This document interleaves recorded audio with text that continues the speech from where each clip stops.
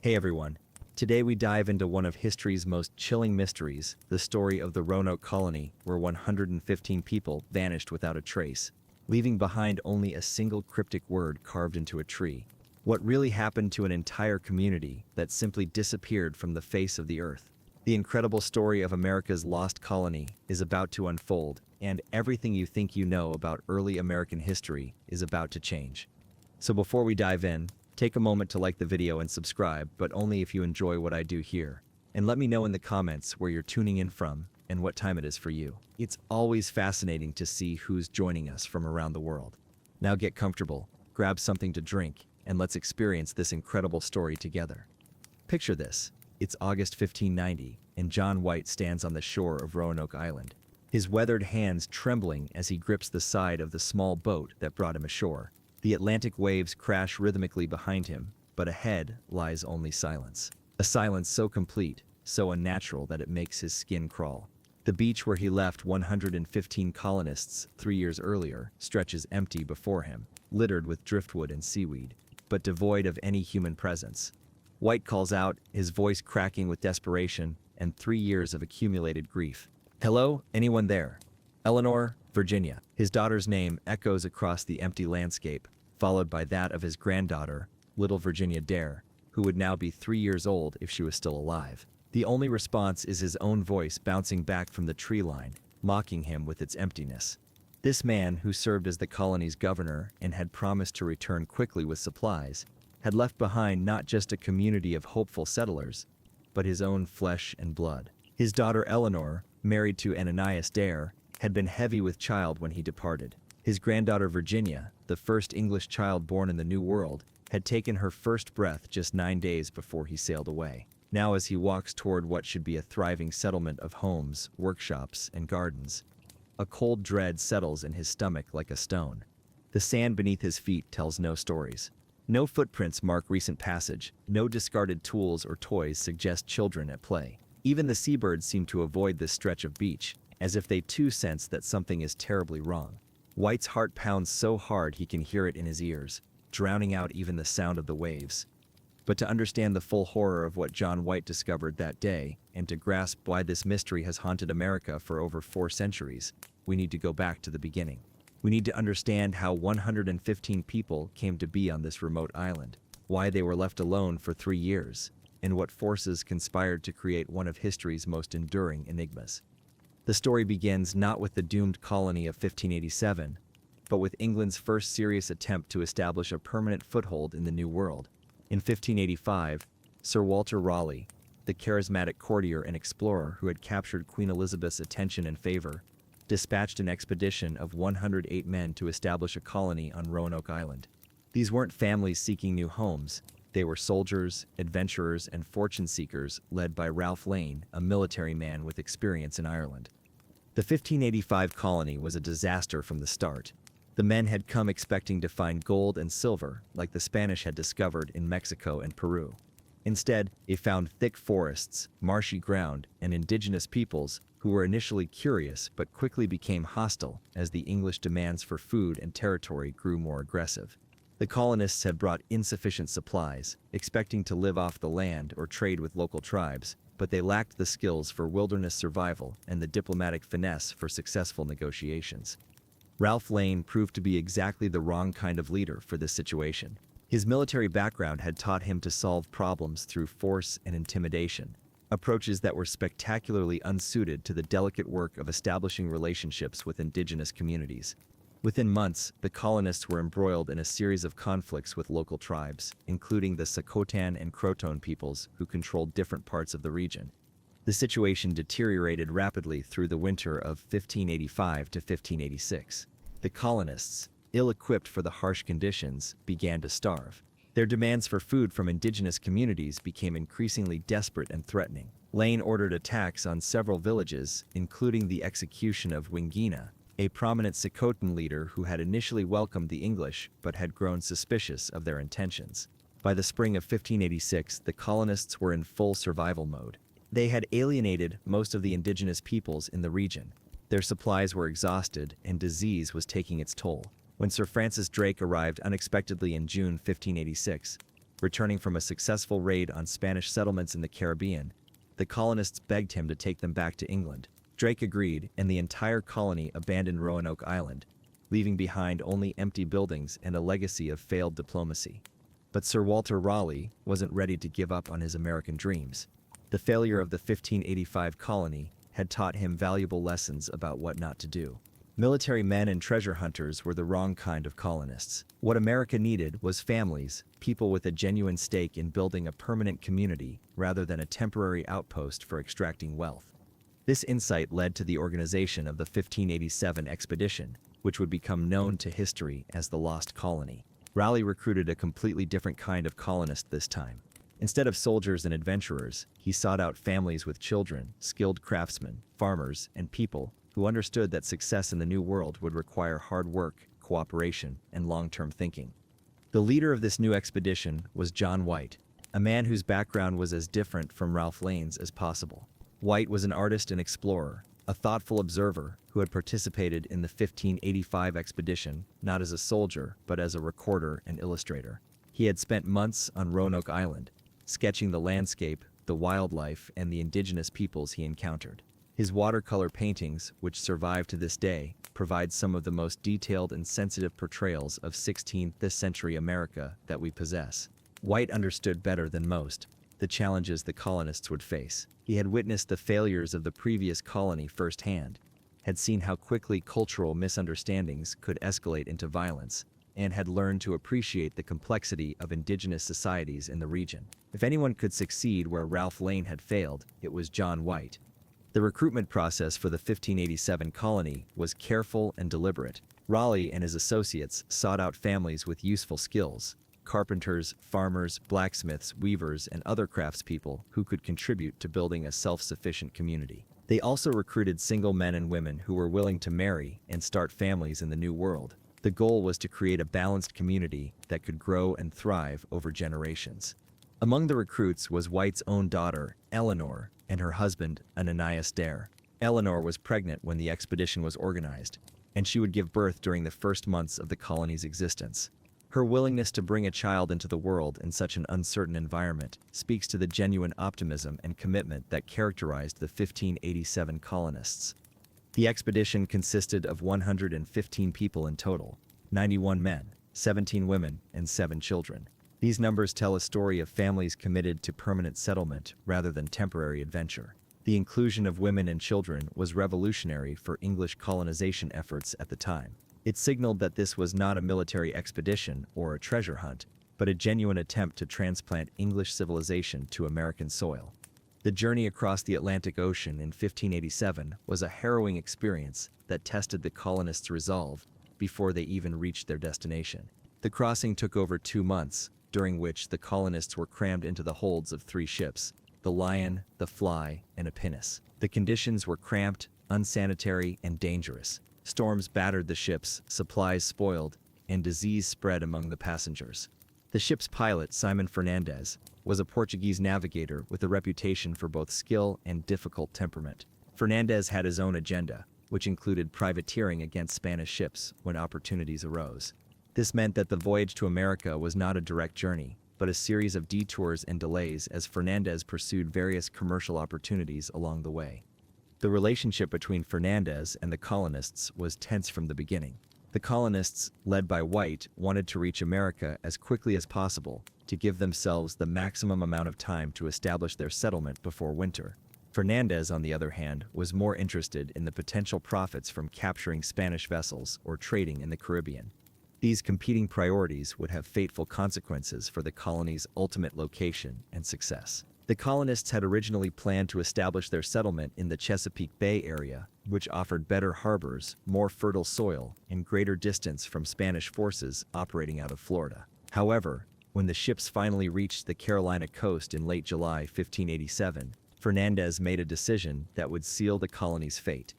Instead of continuing north to the Chesapeake, Fernandez declared that he would go no further. Whether this was due to weather concerns, his eagerness to return to privateering, or simple stubbornness, the result was the same. The colonists were forced to establish their settlement on Roanoke Island, the same location where the previous colony had failed so spectacularly. The The colonists' first sight of Roanoke Island must have been both promising and ominous. The island was beautiful, with dense forests, clear streams, and abundant wildlife, but it was also the site of the previous colony's failure, and the remnants of that disaster were still visible. Buildings stood empty and overgrown, the fort was in ruins, and most disturbing of all, the colonists found the skeleton of one of Ralph Lane's men, apparently killed and left unburied. Despite these ominous signs, the colonists had no choice but to make the best of their situation. They set to work immediately, repairing and expanding the existing structures, clearing land for gardens and crops, and trying to establish peaceful relations with the indigenous peoples of the region. The work was backbreaking and dangerous, but it was also filled with hope and determination. The colonists' first priority was shelter. The existing buildings from the 1585 colony were in poor condition, requiring extensive repairs and modifications to house the larger number of settlers. The men worked from dawn to dusk, cutting timber, building walls, and constructing roofs. The women organized the domestic arrangements, setting up kitchens, storage areas, and living spaces for the families. The children, including the 7 who had made the journey from England, represented both the colony's greatest hope and its greatest vulnerability. They were proof that this was a permanent settlement, not a temporary outpost, but they also required protection, education, and care that strained the colony's limited resources. The work of establishing the colony was complicated by the need to maintain relations with the indigenous peoples of the region. The failures of the 1585 colony had left a legacy of mistrust and hostility that White and his colonists had to overcome. This was no easy task, as the indigenous communities had long memories and good reasons to be suspicious of English intentions. The Carolina coast was home to numerous indigenous groups, each with their own territories, political structures, and relationships with neighboring tribes. The Secotane people controlled much of the mainland, while the Croatoan people lived on the barrier islands south of Roanoke. These and other groups had complex relationships with each other, involving trade, intermarriage, warfare, and diplomacy that the English colonists barely understood. White's approach to indigenous relations was more sophisticated than Ralph Lane's had been, but it was still limited by European assumptions about culture, politics, and property. The colonists needed to trade for food, establish clear boundaries for their settlement, and ensure their safety, but they often struggled to understand the indigenous perspective on these issues.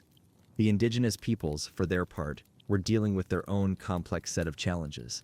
The arrival of Europeans had introduced new diseases, new technologies, and new political pressures that were transforming their world. Some groups saw opportunities for trade and alliance with the English, while others viewed them as threats to be eliminated.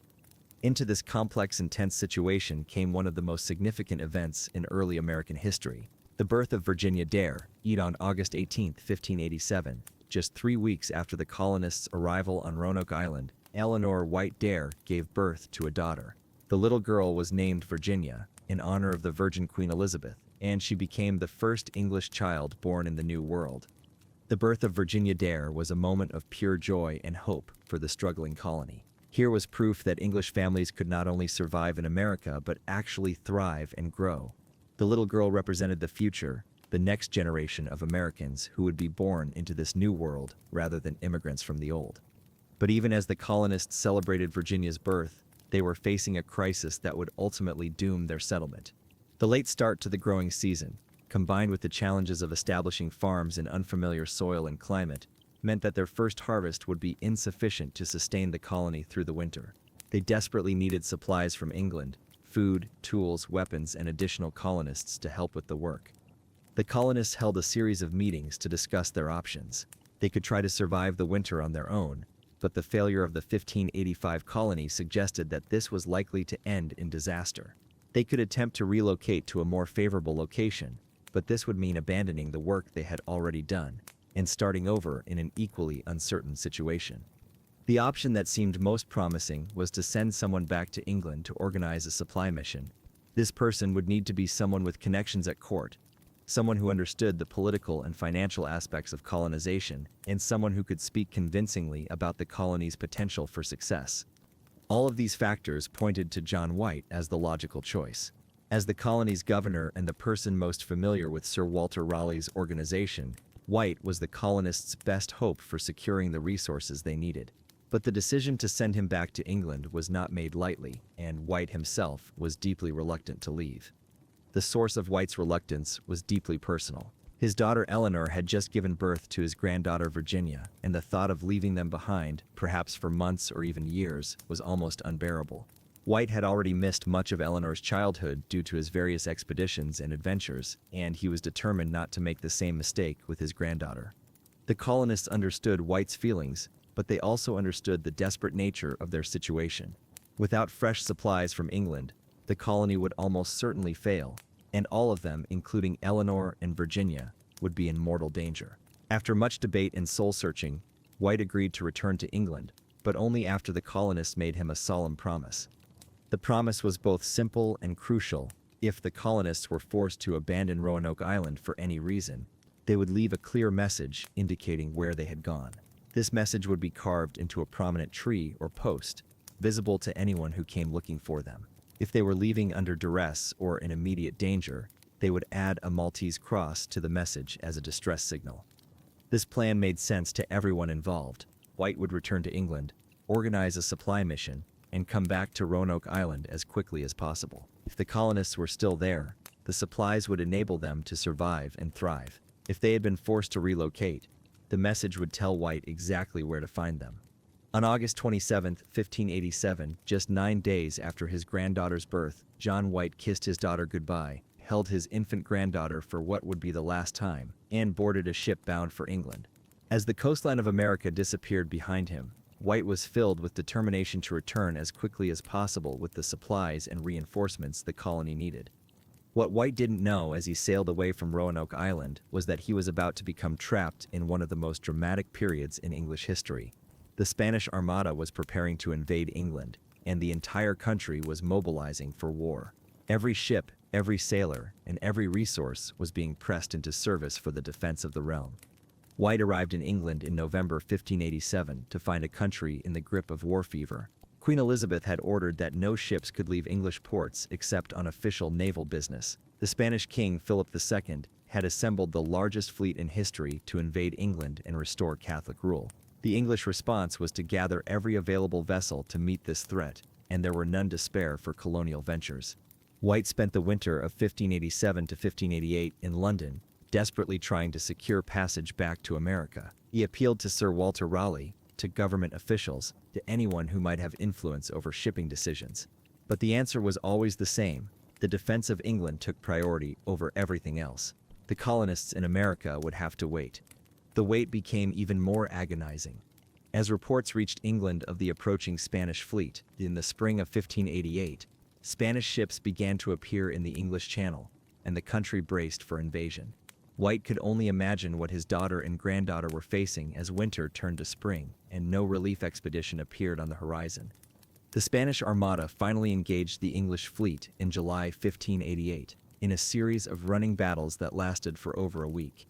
The English ships, smaller and more maneuverable than their Spanish counterparts, used their superior seamanship and artillery to devastating effect. Storm and disease completed the destruction of the Spanish fleet, with less than half of the original armada making it back to Spain. The defeat of the Spanish Armada was a triumph for England, but it was cold comfort to John White. While the country celebrated its deliverance from invasion, he could only think of the colonists he had left behind on Roanoke Island. By the time the Armada was defeated, the colonists had been alone for almost a year, far longer than anyone had anticipated.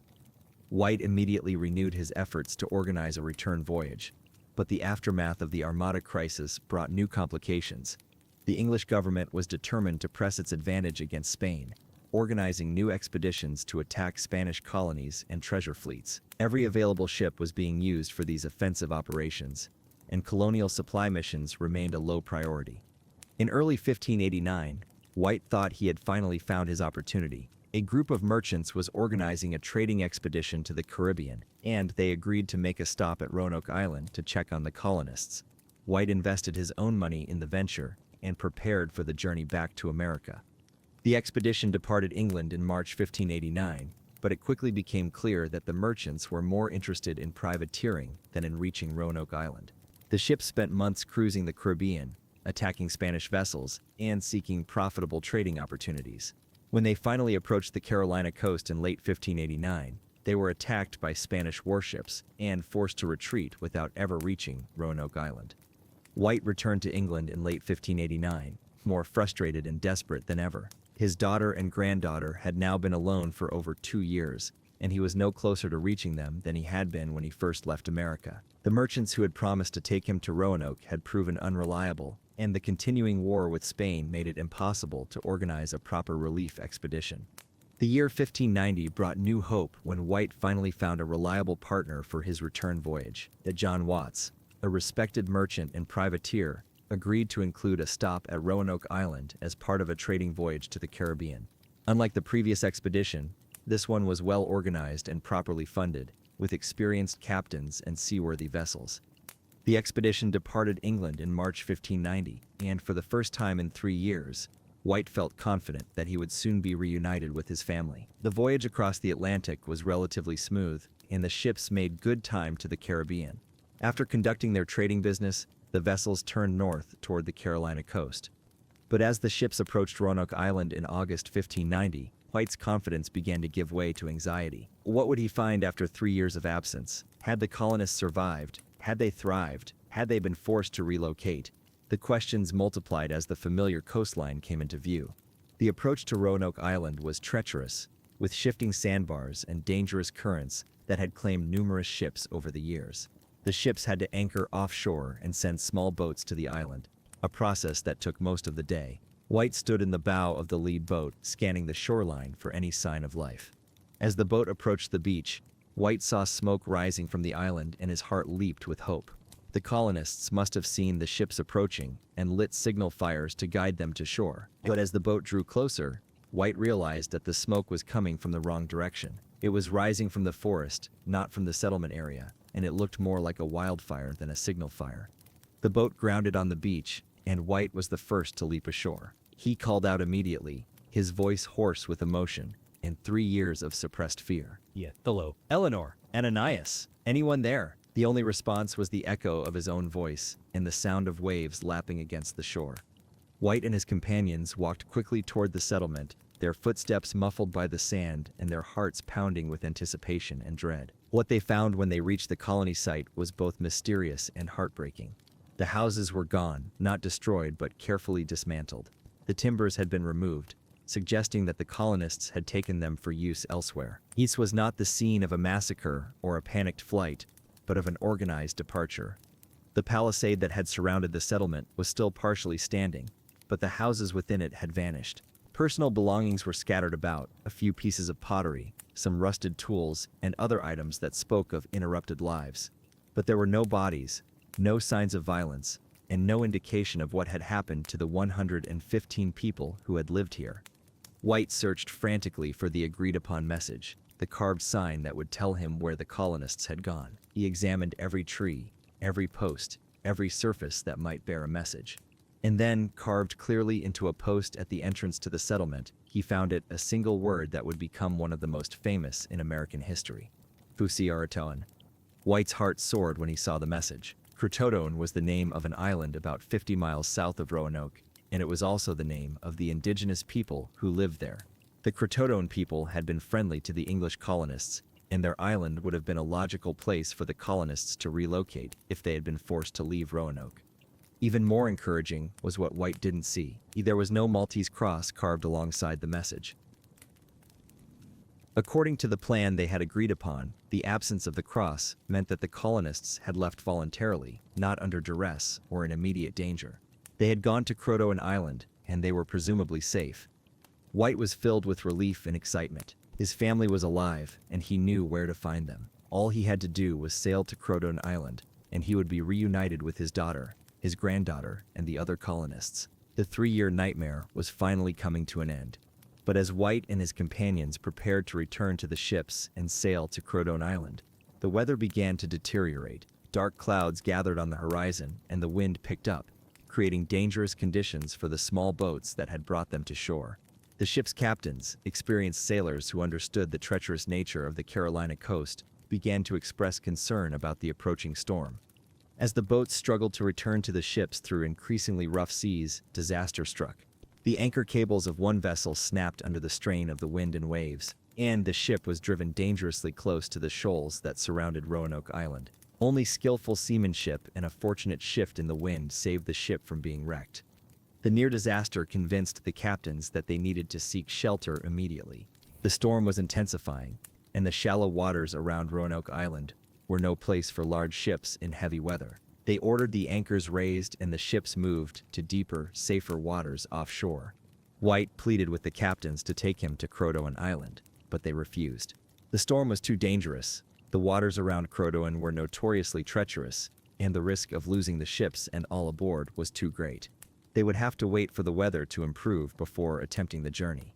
For 2 days, the ships rode out the storm in the open ocean, while White paced the deck in agony. He was so close to his family, so close to solving the mystery of the lost colonists, but the weather held him back like an iron chain. He could see the smoke from the forest fire on Roanoke Island, and he imagined his daughter and granddaughter waiting for him on Croatoan Island, wondering why he didn't come. When the storm finally began to abate, White's hopes rose once again. Surely now the captains would agree to sail to Croatoan Island. But his hopes were crushed when the ship's officers held a meeting and announced their decision.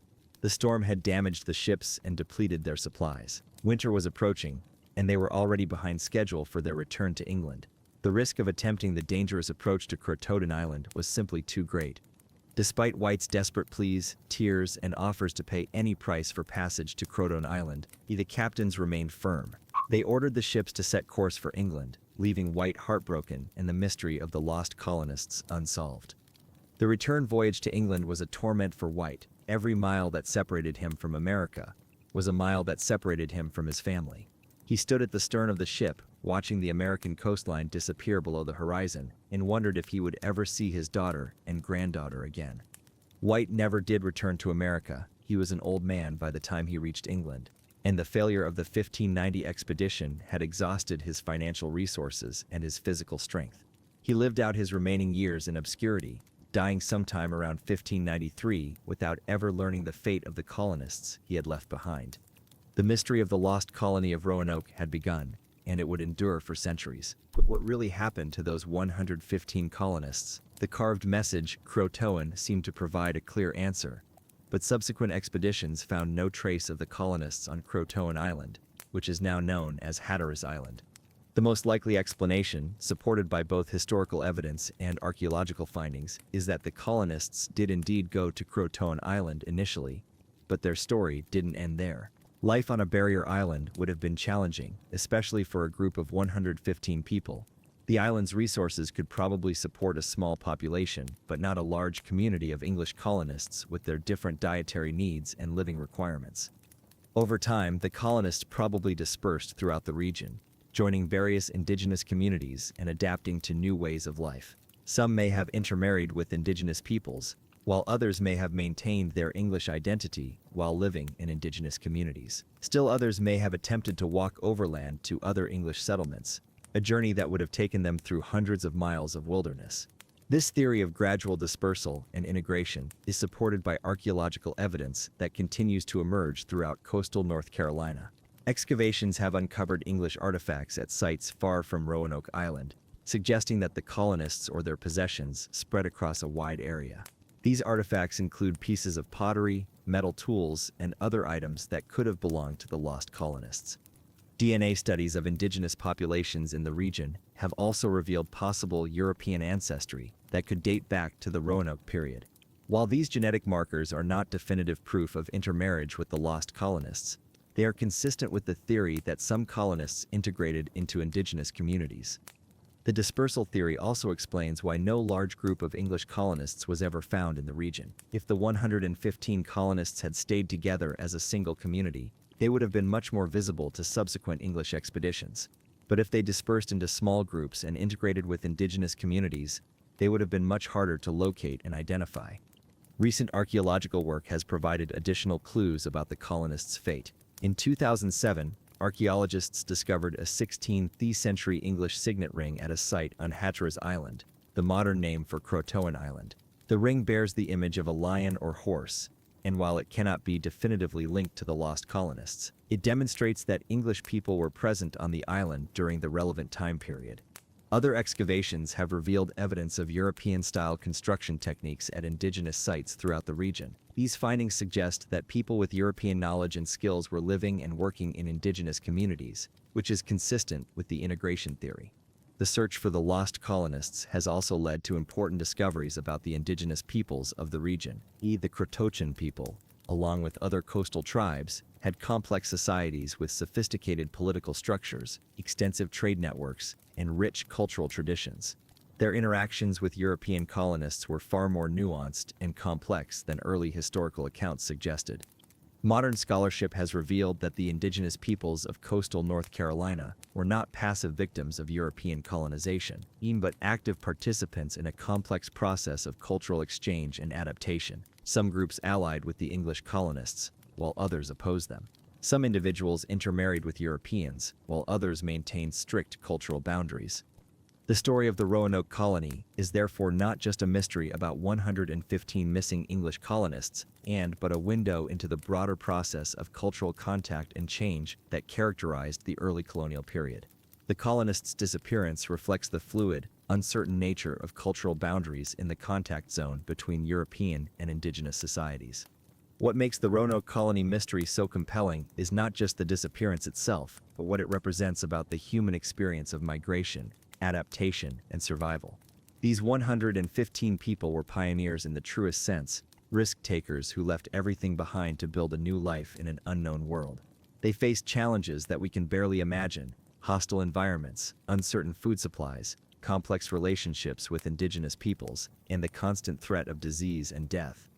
Their story also highlights the precarious nature of early colonization efforts, and the difference between success and failure often came down to factors beyond human control: weather, timing, political events in distant countries, and pure chance. The Roanoke colonists were victims of circumstances that no amount of planning or preparation could have anticipated.